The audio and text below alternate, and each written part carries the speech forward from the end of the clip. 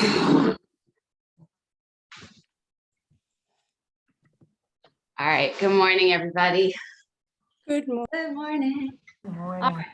Nice to see everybody here. So the Parsha this week is Mishpatim. Mishpatim translates as rules. There are a lot of rules in this Parsha. And personally, I don't know about you, but I tend to be more, American in my pursuit of freedom and free will and choice. And I don't like a lot of rules and trust myself to make my own rules and that kind of thing. And when you read a Parsha, which is like rule after rule after rule, it sometimes feels a little oppressive, like I have to do all of these things and not do all of these other things. And then the question is, why? Why are we given so many commandments and rules to guide our behavior? And I have a teaching from the Sfat Emet, and it's from this book, from Arthur Green's book, The Language of Truth. And the Sfat Emet is offering a teaching based on his teacher, who was the Kotzker Rebbe. So because in the Parsha, we have a lot of different laws about how to treat people who work for you, your laborers, your bondsmen, how to treat people in your family, how to treat the poor and the stranger, and not to give false reports or take bribes or mistreat the stranger.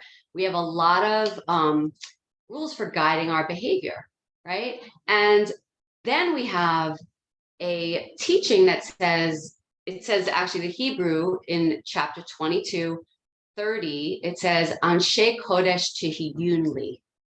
People of holiness, you will be to me. That's what God tells the people. After giving all of these rules, you will be holy people to me. So the question that the Kotzker Rebbe asks and that the Sfat Emet then comments on is like, what does holiness have to do with all of these rules? Okay, so the teaching is, in the name of the holy rabbi of Kotzk, on the verse, you shall be people of holiness unto me, Exodus 22:30. The guarding of holiness has to be within the realm of human deeds and activities. God has no lack of sublime angels, seraphim, or holy beings, but God longs for the holiness of people. It was for that reason that God caused sparks of holiness to enter this world in measured and reduced form. Therefore, quote, and this is the commandment that comes immediately before the you shall be holy. Therefore, quote, meat that is torn by beasts of the field, you shall not eat. From this, the rabbis derived the principle that anything taken out of its proper place is forbidden. This means that the flow of holiness is in all things.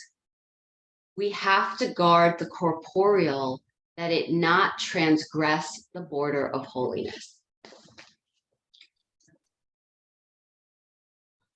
So I just also want to bring into the teaching that one of my most important and dear beloved teachers died this week, Thich Nhat Hanh, who I studied with personally on several occasions and with my son, and who I've read, 15 of his books and watched videos, and he's really influenced my life deeply in terms of how I teach and what I teach and how I practice. And the biggest impact that he had on me were two main themes. One is about mindfulness. How are we consciously aware of everything we're doing in the moment? And this comes from the Buddhist Eightfold Path. Can we be mindful of our thoughts, of our speech, of our actions, of what's in our heart, of what's in our body? And to me, that speaks very much to Mishpatim. Like Mishpatim is very much about, you need to be on guard and mindful of all of your activity, the way you walk through the world, the way you interact with others, the way you treat people and yourself, what you say, what you don't say, what you think in your heart, all of that.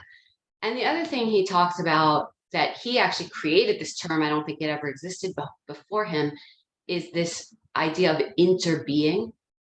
that we are all within each other and within the earth, and the earth is within us. There is no separation, right? The cloud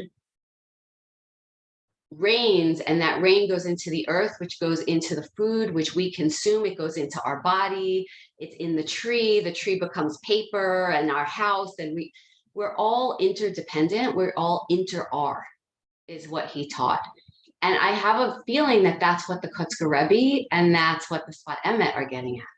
That God created everything. Sparks of holiness, sparks of divinity are within all of us, in our corporeal physical beings, and how we move through this earth and treat animals and treat other humans and treat the earth itself matters. It's how we access and remember that we're holy. So I have no idea how that relates itself to a yoga practice. That was my teaching, though. That was my offering for this morning. Let's practice and let's see what shows up for us. Okay, so why don't we, since you're already sitting, just close your eyes for a moment. Adjust yourself if you need to get comfortable. But allow yourself to close your eyes. And just notice where your body is in space. Notice the sensations your body is feeling right now.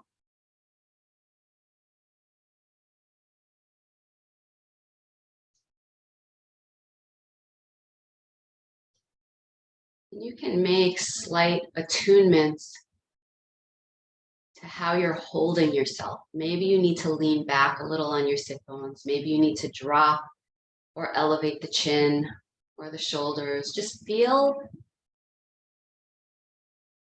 what your body wants to come into a better alignment with itself.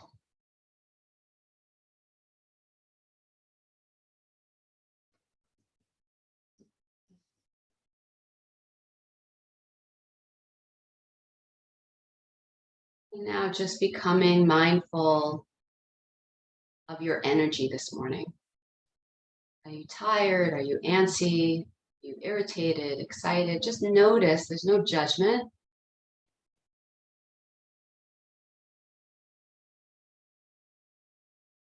So we become mindful of our current state of being.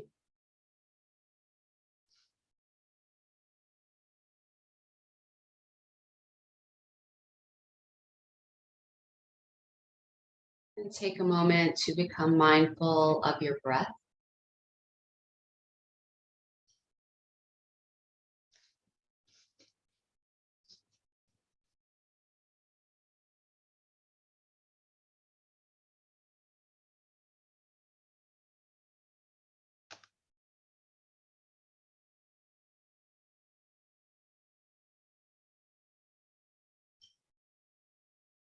And mindfulness doesn't require us to do anything differently. It first just requires us to pay attention, to wake up and be present.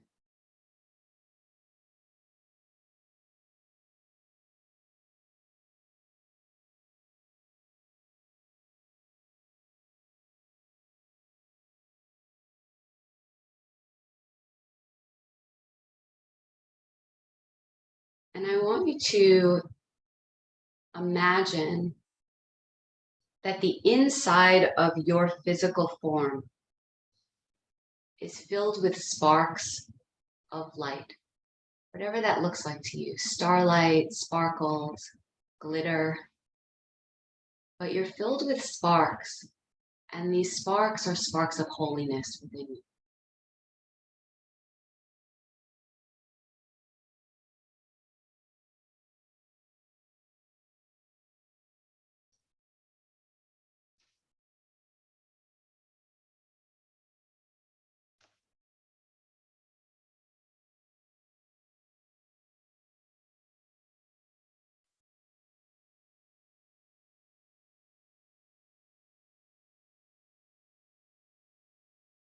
For the next minute or two, we'll sit with a mantra. As you breathe in, telling yourself, I am holy. And breathing out, all beings, or all of creation might be a better way to say it, right? Including the earth, all of creation is holy. I am holy. All of creation is holy.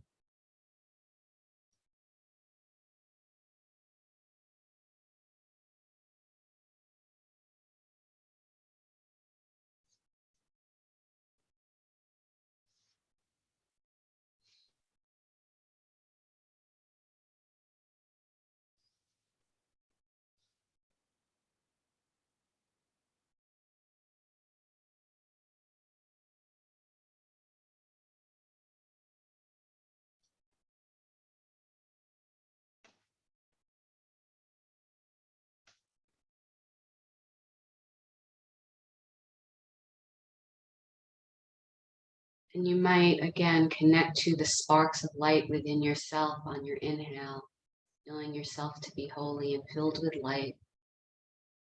And on your exhale, as you connect with all of creation, visualize all beings, all of the earth filled with sparks, sparks of holiness, sparks of light.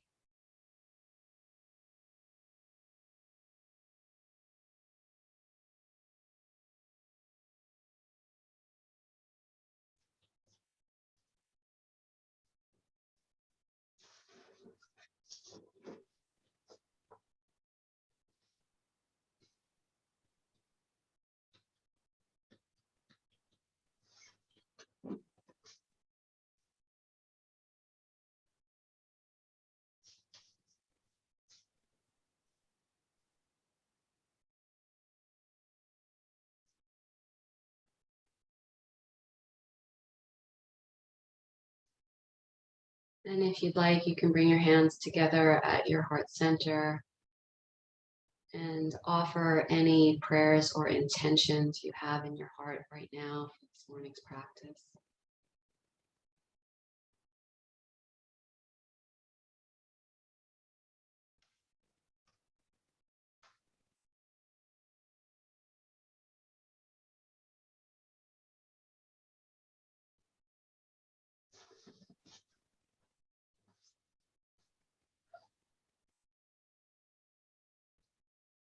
All right.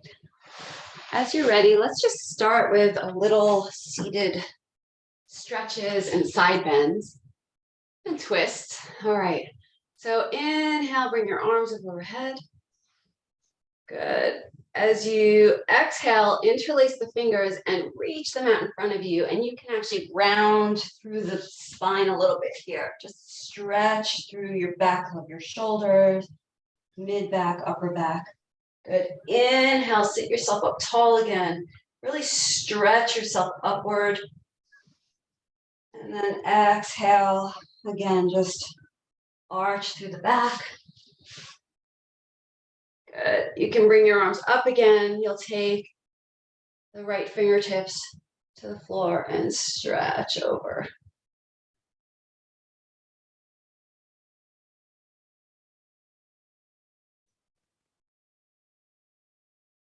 Good.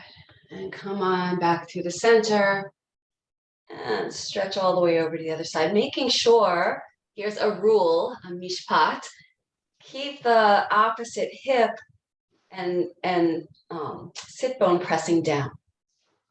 So what is the role of rules in yoga? In the physical body, right? The physical alignment. What is the role of that in helping us to connect to the holiness of our body? Good, let's take a little twist. For one thing, it keeps us safe, the alignment, right? Understanding the pose protects us. Take a breath in and up. We're gonna take a twist now. So you're gonna turn towards your right knee, drop the drop the fingers behind you and take the other hand, and you can hold at the knee or at the thigh. And you're just gonna sit up really nice and tall on your inhale.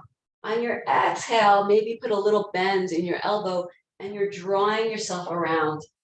If you get a little extra crack in, little release in the vertebra, that feels good. So every inhale, you sit up tall. Every exhale, there's a little bit more of a drawing around, a wrapping of the rib cage. Draw the belly in towards the spine. There's another alignment cue. That supports you to not over twist from the lower spine and the lumbars. It engages the strength of the core. Good. Release that. Whew. I was feeling that into my shoulder too. Did you guys feel that into as a stretch into the back of the shoulder? Inhale up here. We're going to twist the other way. Again, find a nice clasp behind you. The other fingers come behind you. Inhale up. Exhale, twist.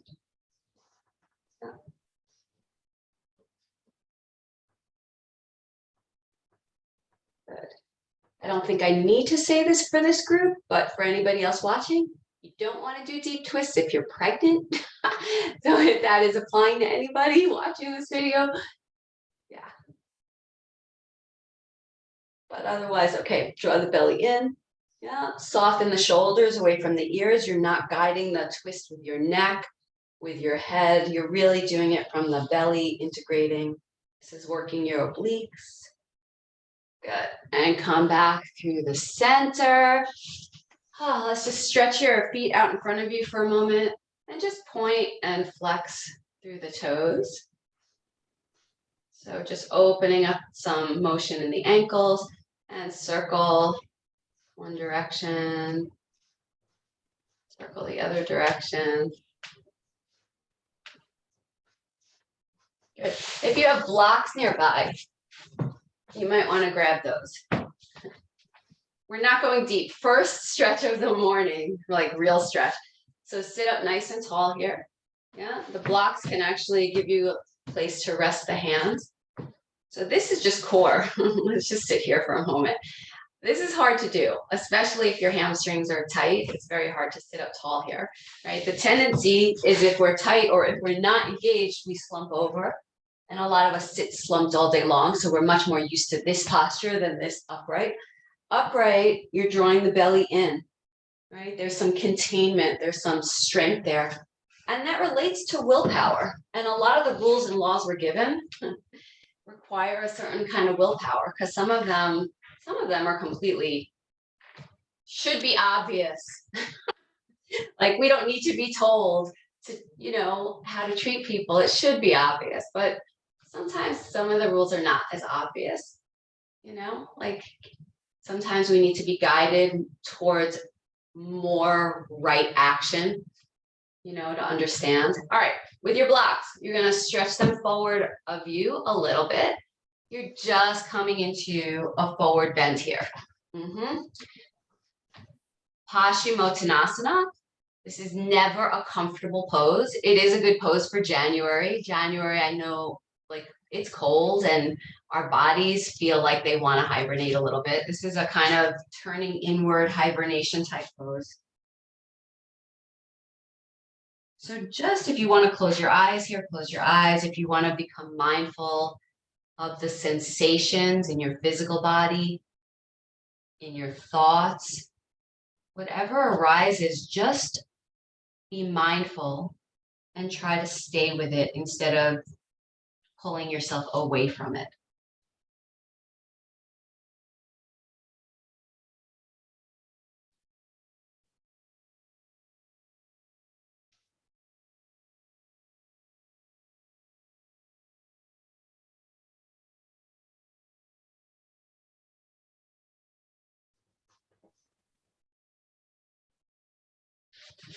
All right, and come on back up. Let's come stand on the mat. I'm going to avoid too much work on the knees today because I had several people say the knee part is not so good for me. So we're just going to go straight into standing. Okay. All right, so find your Tadasana. So just, strong standing. Find your feet underneath you. And so there are all kinds of rules, and different yoga traditions have different rules. Some say you have to stand with your big toes touching, your heels slightly apart. Why don't you try that for a moment? Just try big toes touching, try to spread the other toes, heels are slightly apart. You might feel that there's a strong inner thigh pull to stand that way, right? Like your inner thighs are really kind of squeezing together, tailbone lengthens, Pelvis is upright. Good. And you can just let your palms face forward, close your eyes for a minute, and just feel into the alignment of this pose.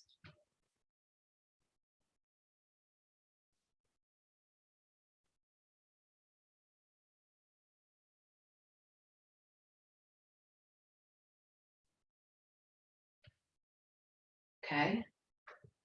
And now you can open your eyes, reset your feet where your ankles are like straight back behind the toes, kind of, nice aligned. Your knees are over your ankles, your hips are over your knees. So you're in a hip distance kind of pose. Spread the toes, make sure you're pressing down through the outer edge of the foot and the big toe. Feel very engaged there. Again, pelvis is neutral. Let the palms drop open, shoulders away from the ears. Close your eyes and feel into this alignment.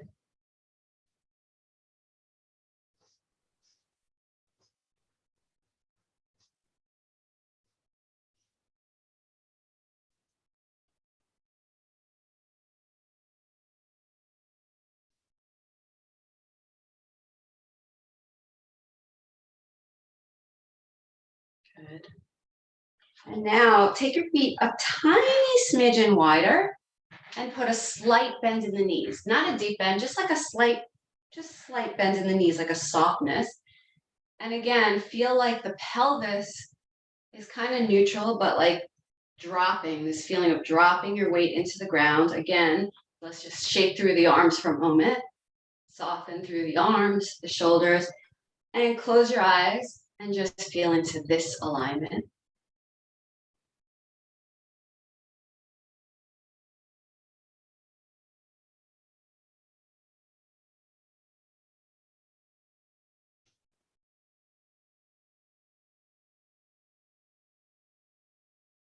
Good. And open your eyes. So that information is for you, right? It's not for me. I practice in a certain way that feels strong, stable, balanced for me, but that's some information for you now, right? How your Tadasana, different ways of holding that pose might feel in your body and what it brings your awareness to, okay? And you can choose any of those alignments as we move through the rest of the practice. Maybe it's like trying on a new rule, a new boundary. How does this boundary or limit kind of like bring something new to my awareness? Hands at your heart, a smile on your face. Thich Nhat Hanh teaching, waking up this morning, I smiled. 24 brand new hours are before me. I vow to live in each moment with eyes of compassion.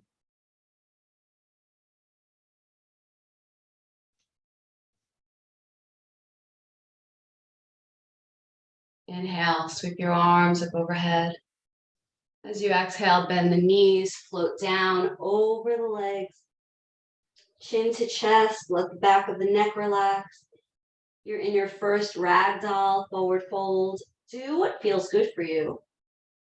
You can sway the hip side to side, bending one knee deeply, reaching up through the outer opposite hip, and then switching.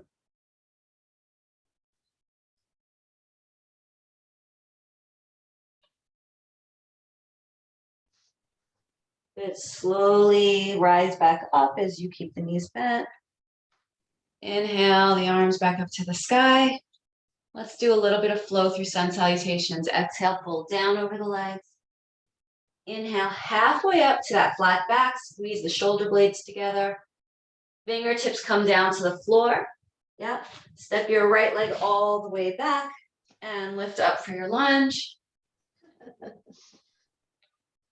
Float the hands all the way back to the ground.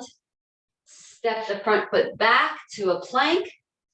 Lower the knees down to the floor. Slowly bend the elbows. Lower the chest down to the floor. Untuck the toes. Inhale for a low cobra. You're pressing all 10 toenails down on the ground. Hands are strong. Elbows hug into the side waist. Belly lifts. Pelvis is down. Good. Lower the head to the floor. Tuck the toes. And press yourself up to a downward facing dog.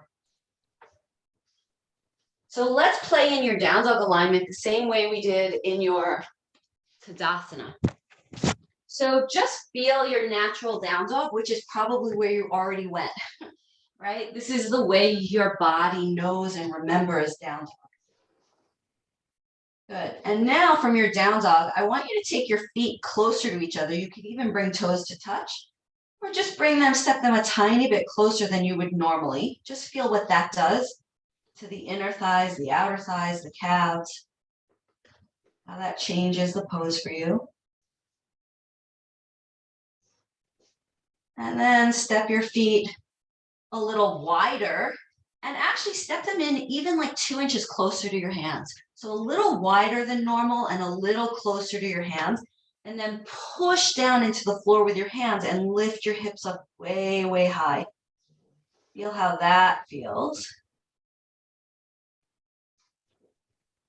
I feel that hollowing out my belly a little bit. I don't know if you feel that. It creates a little more that Uddiyana Bandha, like that lift of the belly drawing in and up, like a vacuum. And then reset your feet a comfortable distance from your hands and a comfortable distance from each other. And let's just play with your hands. So turn your fingertips out away from you. And then push down into the floor again, into the palms and the thumb space especially, and see how that feels in the neck and shoulders. And then turn your hands the other way so that the fingers are facing more towards each other. Elbows are kind of coming out to the sides. You can even bend your elbows out to the sides. And then push your hips back up and away from the hands. See how that feels. Good. And then turn your palms forward again and spread them and find what feels like your correct right path. So this idea of right intention, right speech, right thought, right feeling, right action. What is that middle path that feels right for you? Good. And then you're going to walk your feet back up towards your hands. You can shake yourself out in your Ragdoll.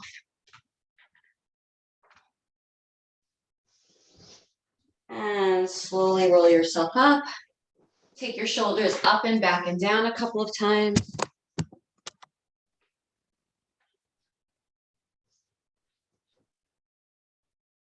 Good. Yeah, I see some people doing kind of more ballistic stretching. That feels good. I'm not going to take us into that long down dog hold on the second side. So don't worry if that was a lot for some of you in your wrists and shoulders. Yeah, so you might want to also just kind of shake out through the wrists. Yeah.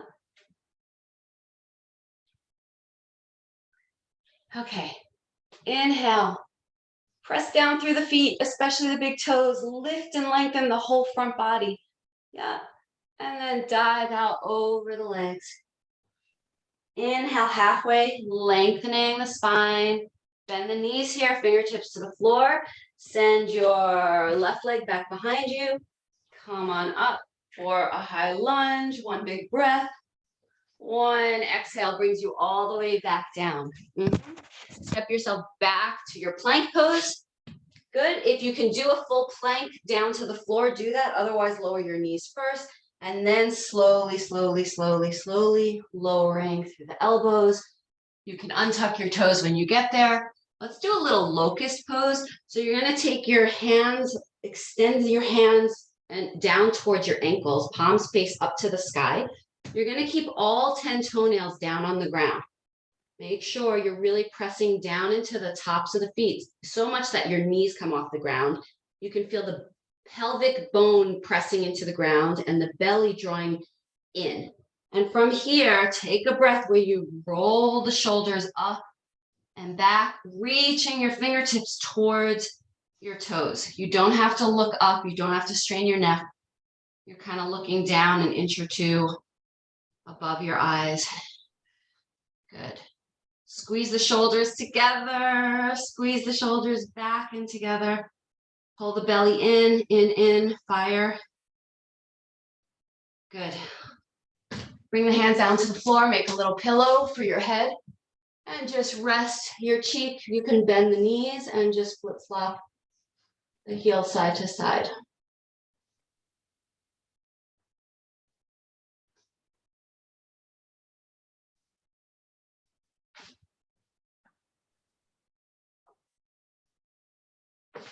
All right, while we're here, we might as well take a little quad stretch. So bend your right knee, extend the left leg long, and just take a hold of your ankle. If that's hard and your knee has to come all the way out to the side to do that, you might need to do that to get a hold of that ankle, but then you really want to pull the knee back in alignment with the other knee, or you can use a band or a strap to get there. Okay, and you can start the easiest version of this pose is with your head down, resting. As you get more acclimated to the stretch and your quads start to release a little, you can come up a little higher onto the forearm.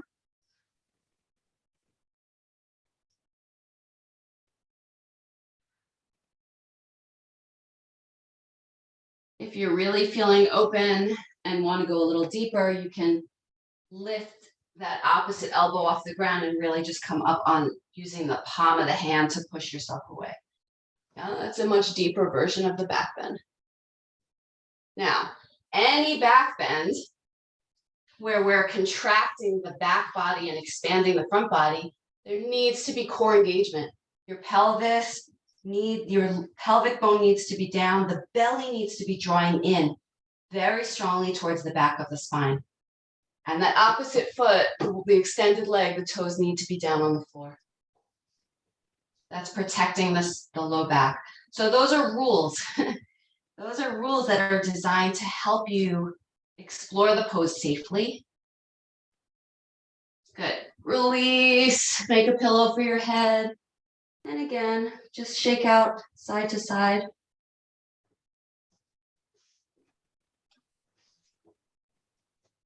And then when you're ready, do the second side. So extend the right leg long, take a hold of the left ankle. Yep, and then start where you need to start and stay really present through the various stages, kramas.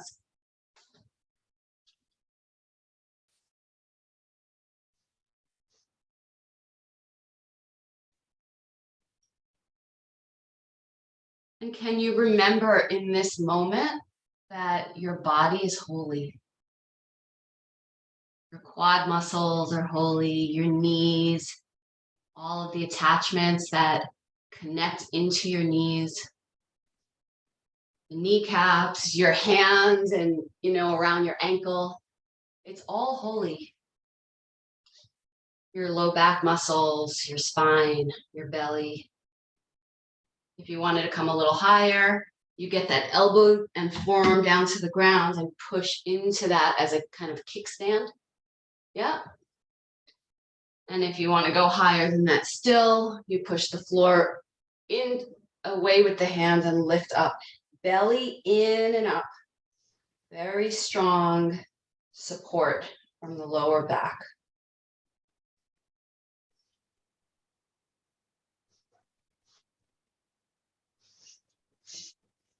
Good.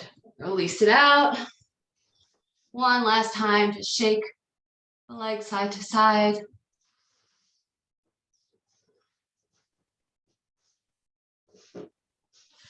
From here, you'll come up onto hands and knees. Yeah. Let's tuck the toes and come into a down dog. Especially because you've done a lot in the low back here, the instinct is to do an immediate forward fold, like I need a child's pose. But a down dog is a little bit of a less intense forward fold that's going to decompress that low back for you. So I see a bunch of you having a lot of weight in your hands and not so much weight into your feet. So bend your knees, everybody, just a tiny bit.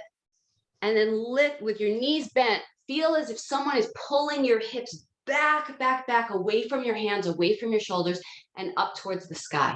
So really push the floor away and pull your back upwards, and then straighten through the legs to the best you can without letting your whole mid back and shoulders glide forward again over the hands. So you're drawing the energy of the pose back out of your wrists. And notice what that alignment cue offers you in the pose. All right, from here, you're gonna lift your right leg high up to the sky, down dog split. Yeah. So the tendency here is to lift up onto your left tiptoes. That's fine. You can lift on your left tiptoes. Take a look at your left heel and then slowly press that left heel back down straight behind you, not out to the left side. That's going to keep your left hip in good alignment. Think about your left outer hip crease pulling up and back. Yeah. As you're getting this inversion, relax your head, shake your head side to side. Nod your head up and down. There's no strain in the head or neck here. Make sure your fingertips are all really pressing down so you're not putting all this weight into your wrists. The whole hand is distributing the weight. Good. And then from here, you're going to drop that right knee back down next to the left knee. And you're going to pull it in towards your chin and hover forward into a hovering plank with your knee up towards your chin. You're going to reach it back behind you. We'll do that just 2 more times. A little bit of core cultivation. Knee comes forward, shoulders over the wrist. And back. One last time. Pull your knee in towards your chin. Shoulders over the wrists. And then you're going to step that foot from there right down between your hands. You might need to help it. Okay?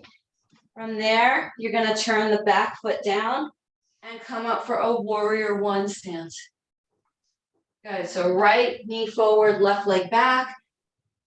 Arms open towards the sky, but they don't have to be up in your ears. They could be here. You could also take your arms behind you. Whatever feels good for you. Right? So then again, what's the balance between the rule and your interpretation and variation on it? Yeah.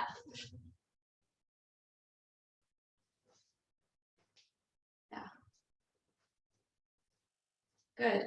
From here, you're going to take your hands down by your sides, palms facing behind you, fingers pointing to the earth. This is going to be a little bit like the locust pose we did on the ground. Okay? You're going to lean yourself a little bit forward. Front knee is bent. Make sure the knee is reaching straight over the middle toes. You don't want that knee pitching out, and you don't want that knee pitching in. Okay? This is protecting your knee and also helping you to cultivate the strength and stability in your leg. Look down at that right foot. Make sure your toes are spread. Good. From here, you're leaning forward. You want to feel very anchored in that back foot. Chest is lifted and open. Stay here for a moment. Belly draws in. Good. Now, from here, we're just going to play, guys. Just don't get too serious. Don't get in your head. Be mindful, be present, smile. You're going to kind of lift onto the back foot, maybe bring that back foot a tiny bit forward, and you're just going to step all of your weight into that standing leg and work towards straightening the standing leg, but you don't have to straighten it all the way or lock it out. You're just coming into a variation of a warrior 3 balance. With the arms reaching back, that reminds you to keep the chest lifted. Belly is drawing up away from the earth, lengthening. So many rules, so many things to think about. And they're all guidelines to help you find your own beauty, holiness of your physical body in this pose. With all your wobbles, with all your imperfections, you are a manifestation of God in this moment. Good. You're going to stand up on that leg. I know this leg is probably shaking like crazy. One more thing. Stand it all the way up. Bring the knee bent in front of you. Bring your hands to your heart. Let's just take a little twist here. So you're going to open your arms out to the side. And then you're just going to twist, open, twist around. Yeah. Yeah, there you guys got it. Yeah. So you're just reaching, reaching, reaching here. Maybe your gaze can go straight on that 90-degree perpendicular. Fingertips forward, fingertips behind, pressing down through the standing leg, drawing the belly in and up, and that feeling of twist. You inhale, lengthen, exhale, twist. Good. Bring it back up through the center. Lower the leg, lower the hands to the heart. You can feel your heartbeat here for a moment. I know my heartbeat is definitely much more rapid from that series.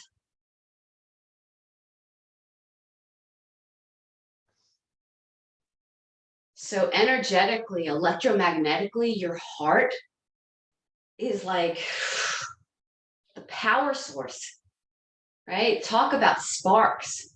Talk about electricity. That is what's literally happening. Your heart is pumping electricity, energy throughout your body.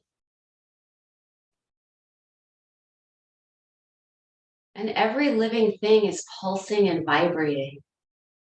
You know, that's the secret meaning behind Om. Om is just the infinite, eternal vibration of all living things. It's just the hum of life, of everything vibrating with life force, with sparks. So sensing that within yourself, sensing that all around you. All right, we have to do the second side. So let's take an inhale, sweep the arms up to the sky. Float yourself over your legs. From here, just step your feet back to a downward facing dog. Yep. Check out your down dog. Do you want to change where your hands are positioned, where your feet are positioned? Can you be mindful of drawing your weight back out of the wrists, hips up high? Maybe you feel a little bit of that belly vacuuming in, right? This containment at your core. Good, and from here, your left leg is gonna lift, down dog split. Notice immediately how the right hip wants to reach over to the right side. It's okay, you can do that. But then also pull that right heel back down towards the ground and feel what that feels like to lift that right hip up. Good. You can play with the left ankle, circling, or the knee, whatever you like here.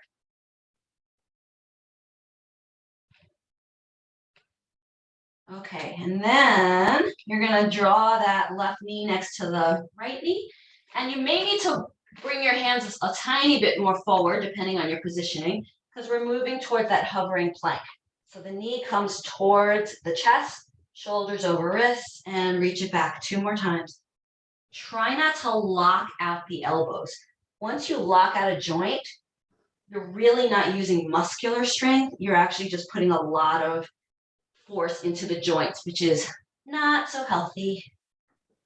Good. Strength. On the third time your knee is up by your elbows, you're gonna step that foot between the hands to the best of your ability.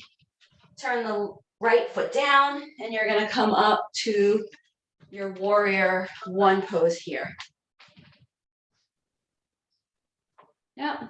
So just find your warrior one pose, find your hips in space, you know the alignment cues. So choose an alignment cue, a boundary, a rule for your pose. Settle into that, align yourself with that, and then be mindful of what shows up.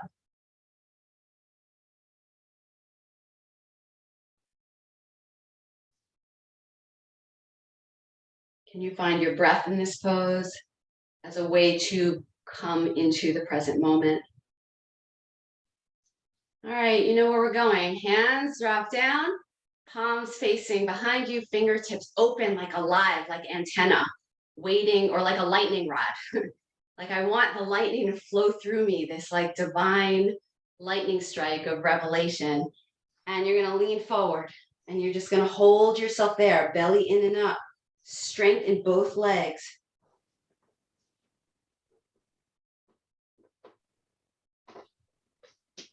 And maybe even before you lift up to your warrior three, reminding yourself how holy, how beautiful you are. And then as you're ready, maybe that back foot comes in slightly and you're gonna lift yourself up and find your balance. Trying not to lock out the knee. Finding the strength in all the muscles of the feet, the ankles, the thighs.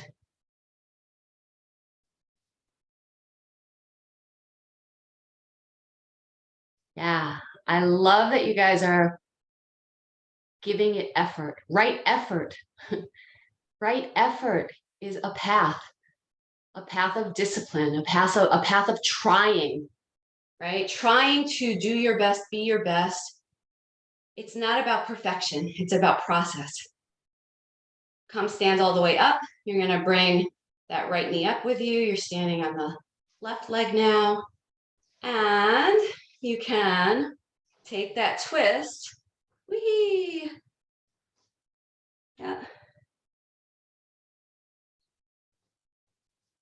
Yeah, so think about the thigh muscle on that standing leg squeezing in, maybe even a little bit of a butt squeeze on that side, just to get your strength, right? Plant the root down through the feet, lift up on the inhale, and from the obliques, from the abdominals, twisting around on the exhale. It's an imperfect pose. There's no such thing as perfection here. It's really about, can I bring myself in this moment to a certain, like reaching towards a certain alignment. It's drawing you forward along a certain path. Good. And lower the leg. Shake it out, dance it out. Maybe take some hip circles here if that feels nice for you. We didn't really do a lot of hip opening on the outer hips today. Warrior one poses are more inner hips than they are outer, but that's okay. Actually, that's not really true. Warrior ones definitely do open the outer hips if you're in a good alignment, trying to keep those hips forward in the pose. All right. Whoo. Let's see. Options. Any suggestions of what you guys want right now?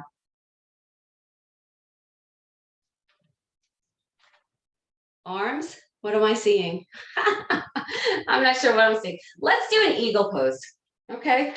Why don't you take your arms out in front of you? You're gonna bend your right elbow over the left elbow. Yeah.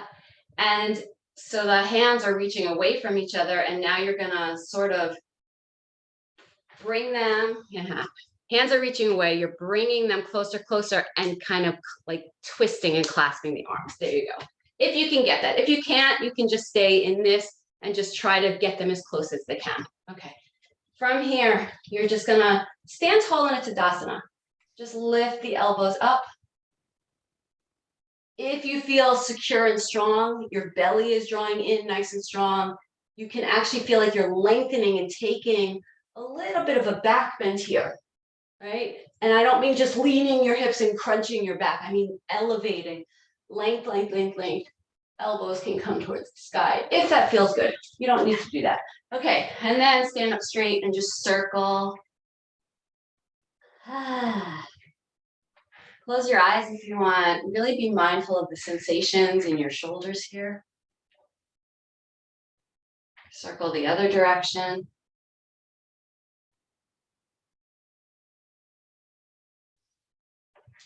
Good. Okay, let's add the other part of the eagle. So right arm over, right leg under. So you're going to lift the left leg, cross it over the right thigh. And you're going to sit your hips down. Oh, good. Sit down if you can. If that's too much for you or that feels unstable, you can just crouch down with both knees together like a chair pose. Yeah. If you've crossed that thigh over, try not to let that hip roll forward.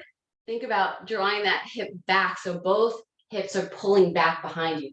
And then the last stage of this pose, if you want, is to then lean forward over the thighs. Let the elbows really surrender out of your shoulder blades towards the ground. And then release everything in the pose and just fly it out. Woo!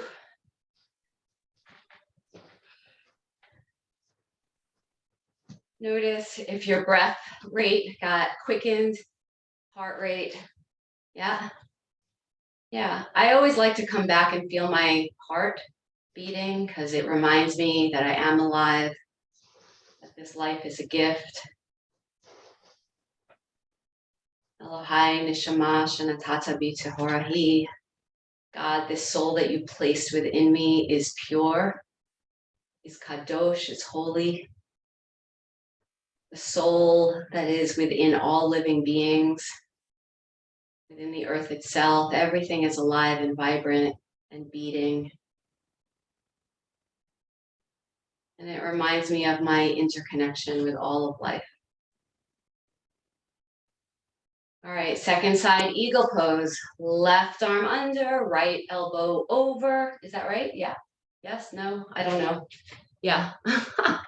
I get so confused looking at you and trying to figure out my right and left, and because I don't know what everybody sees, so I apologize. You know which side you did. Do the proper side. So first find that pose. If you want to take the elevating the elbows up towards the sky, pull the belly in, tailbone down. So you don't have to intentionally like lean back. You're just really reaching up, reaching up, reaching up.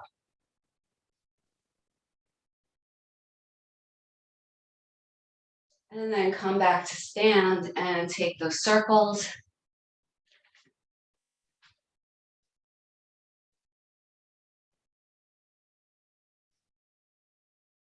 Good. Right knee lifts, crosses over the left thigh, sit yourself down. That foot can either just be balancing in the sky, maybe that those toes come and give you an extra little kickstand to the floor, or a block. Maybe you're just staying in your chair pose. Good. And then from here, you sink down, and maybe leaning yourself forward. If you want to keep your eyes open and gaze at a spot a little forward of you on the floor, that can help steady your balance with your gaze.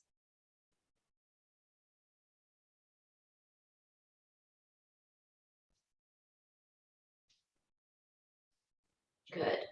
Release the arms, release the legs, fly it out. Woo. All right. Let's come down onto the mat, and you'll come down onto your back, okay?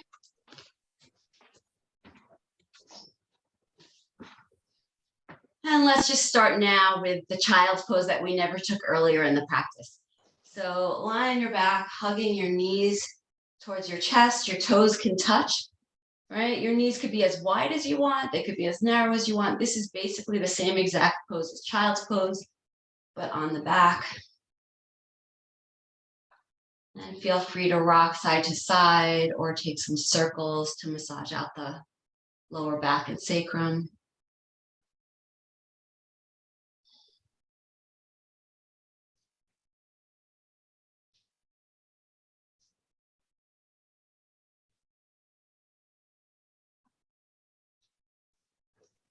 All right, let's take a little reclining figure 4 stretch.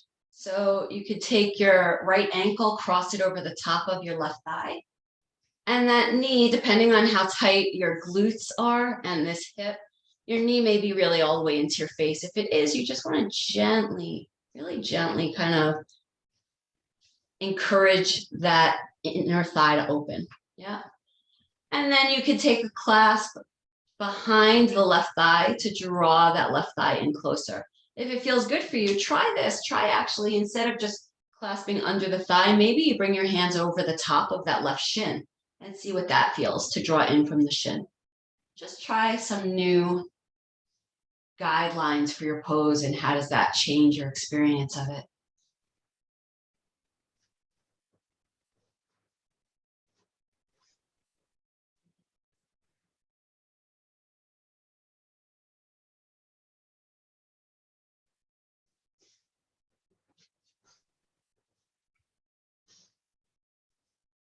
Let's add a tiny little core thing here. So usually when we do this, our tailbone lifts up off the ground and we're really pressing into like more of the mid back, upper back, but not the low back. I want you to reach your tailbone forward, forward, forward, so that your like you could really feel the bone at the base of your lowest back, the lumbar kind of pressing down. That's going to create a little arch underneath that low back. Now I want you hold the hips where they are, but pull your belly in as tight as you can and try to press the spine down on the floor. So you're trying to press that curve back down, but with your tailbone forward. That's a very deep, strong abdominal exercise. So just see what that feels like. Not easy.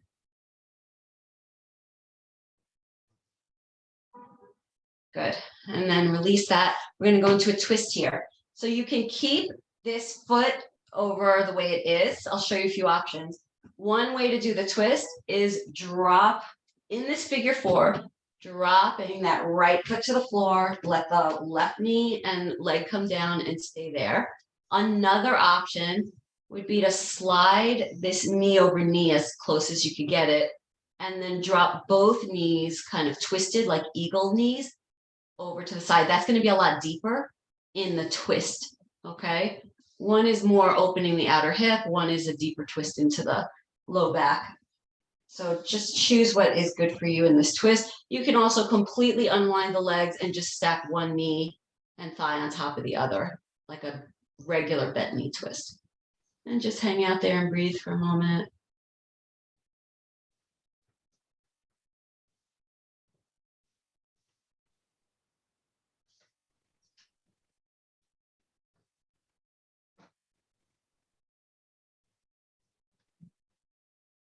Be mindful of your belly drawing in and use that strength to come back up through the center.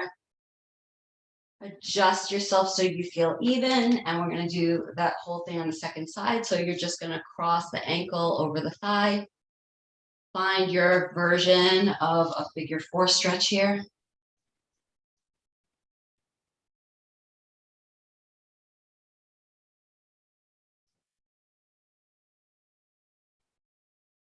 Can you remember that you are holy and everything is holy?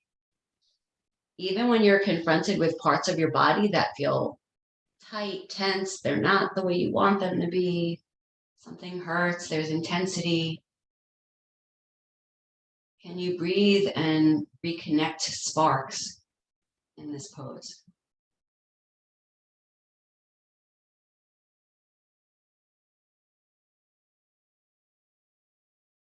And if you want to take that little bit of core here, you're just going to kind of lengthen the tailbone forward to the point where your low back lifts up off the ground a little bit, and then use your belly and strength of your midsection to get the low back pressing down again with the tailbone forward.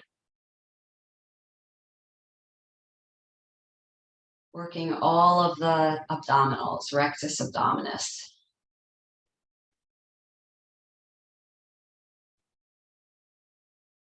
Good. Release the arms, release that, and coming into some variation of the twist. Yeah. If you stay in the twist variation with the foot on the floor, this can feel like a really nice opening from this outer hip. Yeah. Or you can come into those eagle legs and take that more intense twist there. Or again, just stacking legs on top of each other.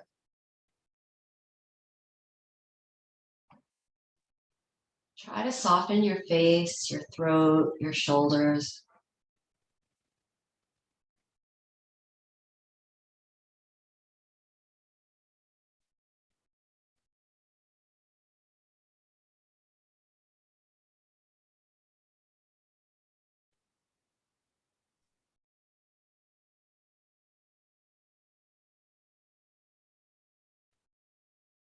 Breathing in, I am holy. Breathing out, all of creation is filled with holiness.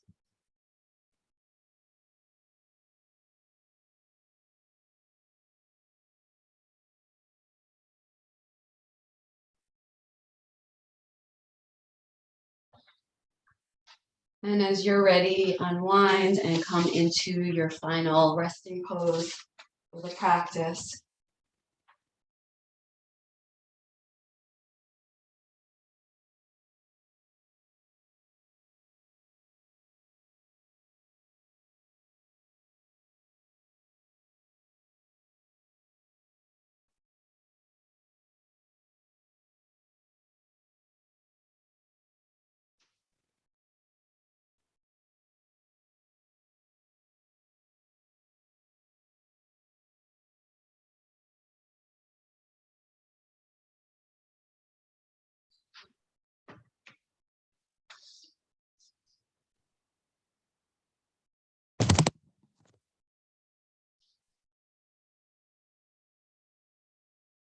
Kadosh, Kadosh, Kadosh, Adonai Tzvaot, Melo Kol Haaretz Kevodo.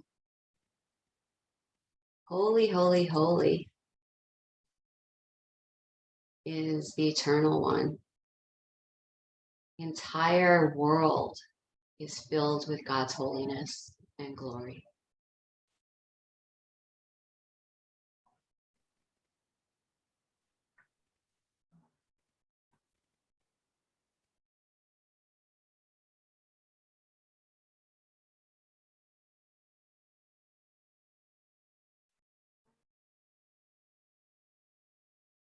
You can bring yourself back to sit on your mat or take your time, as much time as you need to rest here.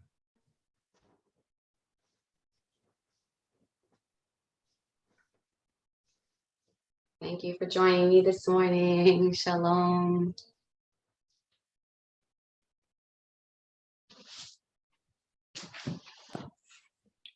Thank you so much.